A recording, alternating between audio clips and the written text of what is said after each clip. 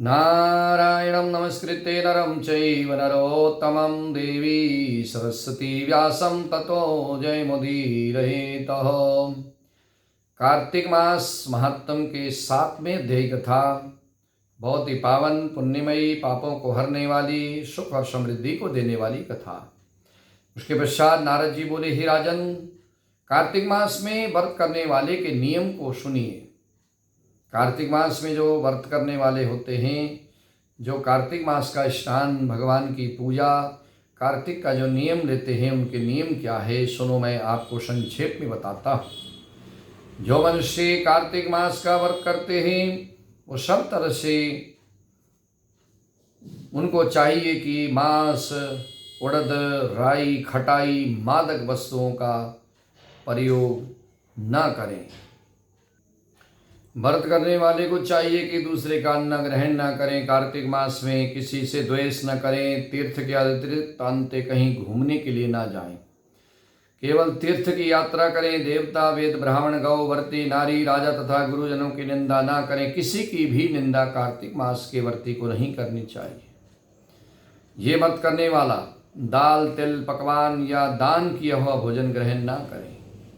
किसी की चुगली, निंदा ना करें। किसी भी जीव का मांस छूना भी पाप है। पान, कत्था, चूना, नींबू, मसूर, वासी तथा दूसरे का झूठा अन्न प्रयोग ना करें।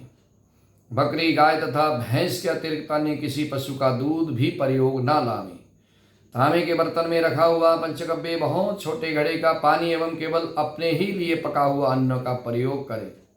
कार्तिक मास के व्रती को चाहिए सदा ब्रह्मचारी में रहे, धरती पर सोए, दिन के चौथे पहर में केवल एक बार पत्तल में भोजन करें। व्रती केवल नरक चतुर्दशी को तेल लगा सकता है, अन्य तिथियों में बिल्कुल तेल न लगाएं। कार्तिक मास में व्रती मनुष्य को चाहिए सिंघाड़ा, प्याज, मट्ठा, गाजर, मूली, इन सभी वस्तुओं का बिल्कुल ही प्रयोग ना करें, इनका त्याग कर दें। लौकी, मट्ठा, काशी फल, तरबूज, इन सभी वस्तुओं का कार्तिक मास का व्रती बिल्कुल सेवन ना करें।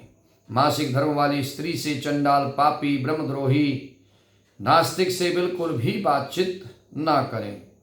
पश्चात भगवान विष्णु को प्रसन्न करने के लिए अपनी शक्ति के अनुसार चंद्रायण आदि का व्रत करें और उसके बाद नियमों का पालन करें।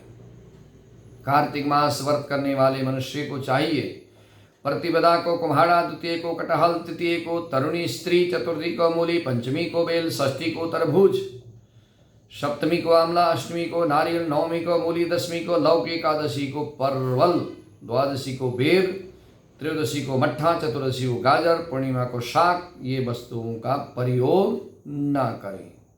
आंवला का प्रयोग रविवार को ना करें। व्रती यदि इन शाकों में कोई शाक सेवन करता है, चाहे तो पहले ब्राह्मण को दे करके फिर उसके बाद स्वयं पान कर सकता है। पहले दान करें, उसके बाद।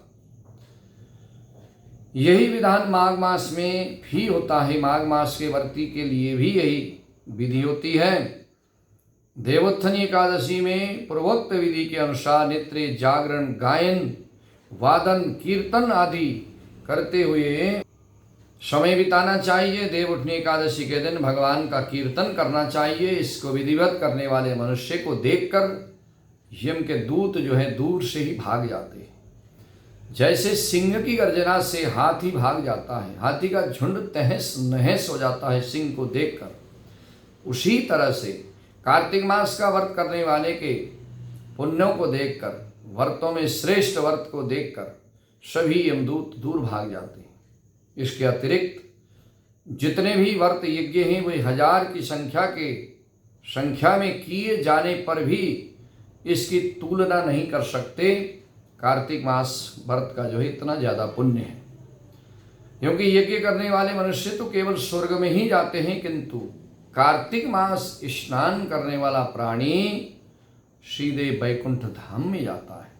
जिस प्रकार राजा की रक्षा उसके अंगरक्षक करते हैं, उसी तरह कार्तिक मास का व्रत करने वाले की रक्षा भगवान श्री विष्णु की आज्ञा से इंद्र आदि देवता करते हैं।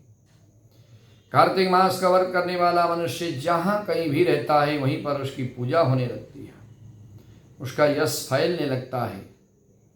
और इस तरह से उसका यश दिनों दिन बढ़ता जाता है। उस स्थान पर जहाँ कि वो रहता है वहाँ भूत पिशाच आदि कोई भी नज़दीक नहीं आते।